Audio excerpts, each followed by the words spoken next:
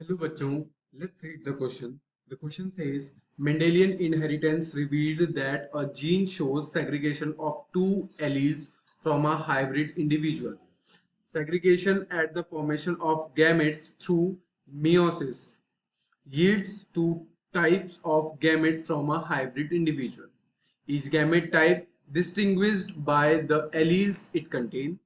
It can be extended to mean that two genes show independent assortment from each other in their segregation patterns.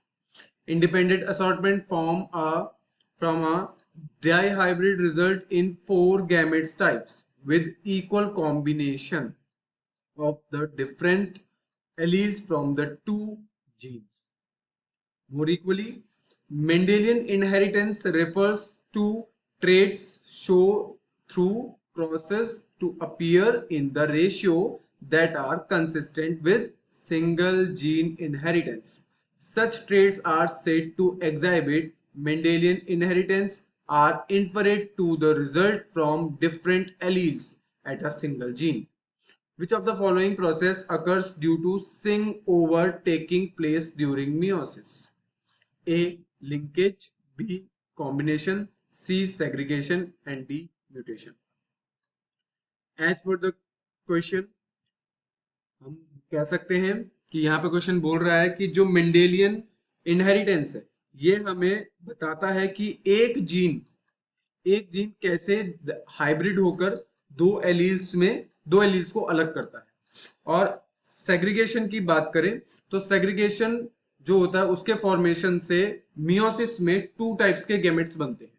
ठीक है, हर एक gamete अपने special allele को contain करता है और it can be extend to mean that, इसको हम ऐसे भी समझ सकते हैं कि दो एलील्स इंडिपेंडेंट असॉर्टमेंट को दिखाते हैं।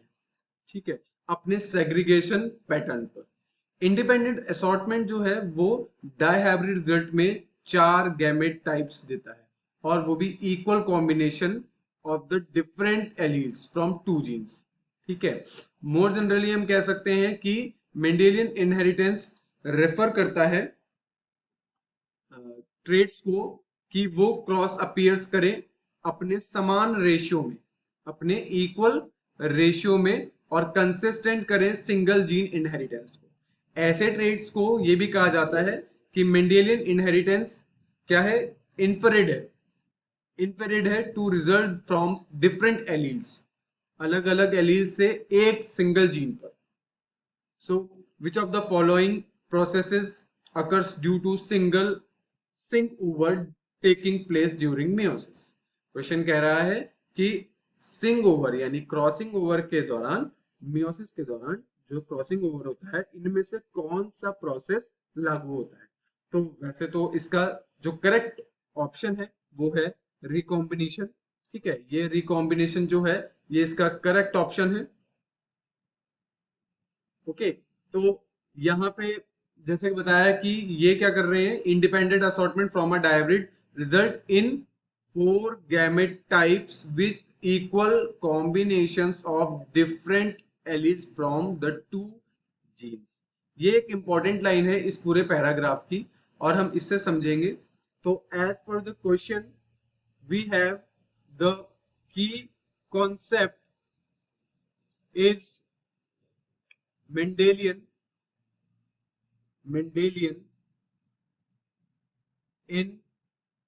इनहेरिटेंस। मेंडेलियन इनहेरिटेंस यहाँ पे इसका की कॉन्सेप्ट है। अगर हम बात करें मेंडेलियन इनहेरिटेंस में क्रॉसिंग ओवर की, हम यहाँ पे क्रॉसिंग ओवर की बात करें तो what is crossing over? Crossing over क्या करता है पहले हम लिख लेते हैं। क्रॉसिंग ओवर, क्रॉसिंग ओवर क्या करता है? क्रॉसिंग ओवर है एक्सचेंज ऑफ जेनेटिक मटेरियल। ठीक है, exchange of genetic material, exchange of genetic material. Okay, और अगर हम बात करें कि कैसे एक्सचेंज हो रहा है तो क्रोमोसोम्स अपने सेगमेंट को नॉन सिस्टर कॉम्बिनेटेड्स को मियोसिस में क्या कर रही है, एक्सचेंज कर रही है।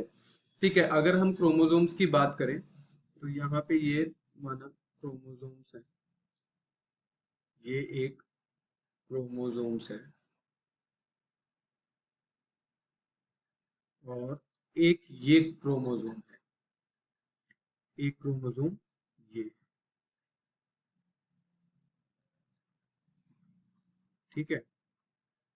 तो ये क्रोमोसोम्स क्या कर रहे हैं, अपने एक सेगमेंट को इस, अगर हम इन दोनों की बात करें, अगर हम इन दोनों की बात करें तो ये क्या है, सिस्टर क्रोमेटिड्स है, ठीक है, ये भी सिस्टर क्रोमेटिड्स है। बट अगर हम इन दोनों की बात करें, इन दोनों के सिस्टर क्रोमेटिड्स की, तो ये हो जाएंगी नॉन सिस्टर क्रोमेटिड्स।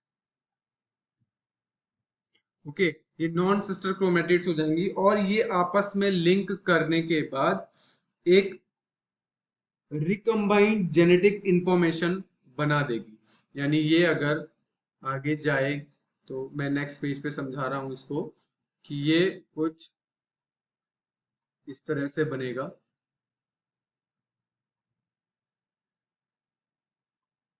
जिसमें कि यहाँ पे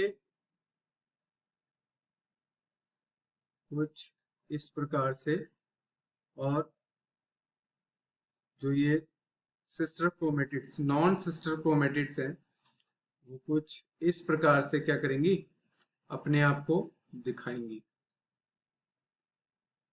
तो इनसे क्या होगा, क्रॉसिंग ओवर हो जाएगा और क्रॉसिंग ओवर में ये दोनों इंफॉर्मेशन एक्सचेंज हो जाएगी, जो कि क्रॉसिंग ओवर में होता ही है। तो क्रॉसिंग ओवर क्या करता है, सबसे इंपॉर्टेंट कि ये फ्रीक्वेंटली हेल्प करता है कंस्ट्रक्शन ऑफ जेनेटिक मैप्स में। क्या करता है, इसके सिग्निफिकेंस अगर हम बात करें, सिग्निफिकेंस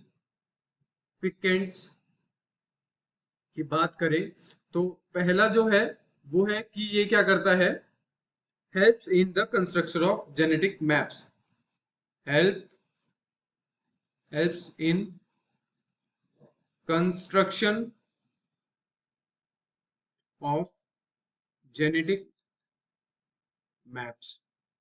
ओके, ये एक मेजर इसका सिग्निफिकेंट है और ये एक बहुत ही एसेंशियल प्ले रोल करता है प्रोसेस ऑफ एवोल्यूशन के लिए। तो plays an essential role, essential role in the process of, in the process of evolution। Evolution की प्रोसेस में ये बहुत ही इंपॉर्टेंट रोल निभाता है। तो यहाँ पे हमने इसमें समझ लिया कि क्रॉसिंग ओवर कैसे होता है, और ये क्रॉसिंग ओवर होता कहाँ पे है, crossing over occurs at the Packitine stage, at the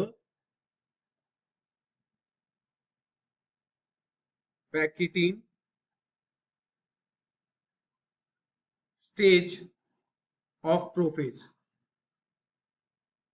of prophase 1 of meiosis। meiosis की पैकेटीन स्टेज के प्रोफेज 1 पर ये अकर्स होता है।